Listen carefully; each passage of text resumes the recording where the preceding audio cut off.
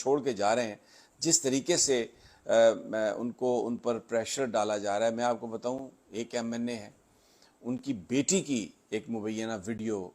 Authorities کے پاس ہے، اور ان کو یہ تھریٹن کیا جا رہا ہے کہ اگر آپ نہیں ساتھ چھوڑیں گے PTI کا تو ہم اس ویڈیو کو پبلک کر دیں گے.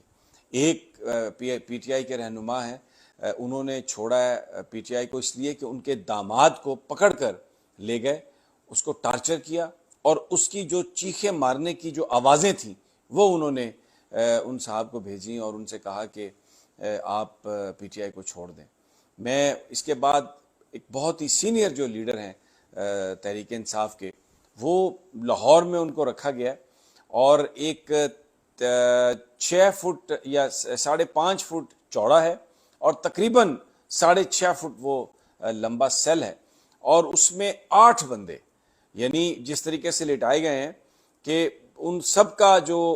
کے جو پیر ہیں وہ ایک دوسرے کے منہ میں جاتے ہیں، اور وہ کروٹ نہیں لے سکتے. اور پھر وہاں پر جو واش روم ہے، جو لیٹرین ہے، وہ اوپن ہے، کوئی اس کا دروازہ نہیں، اور وہ اسی سیل کے ساتھ ہے، اور انتہائی بدبودار جگہ ہے وہ. جس طریقے سے سلوک کیا جا رہا ہے PTI کے ورکرز کے ساتھ، ماضی قریب میں اس طرح کا کوئی ہمیں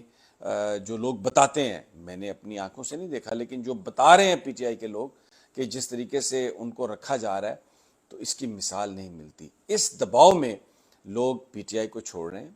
اچھا، 2 طرح کے لوگ ہیں.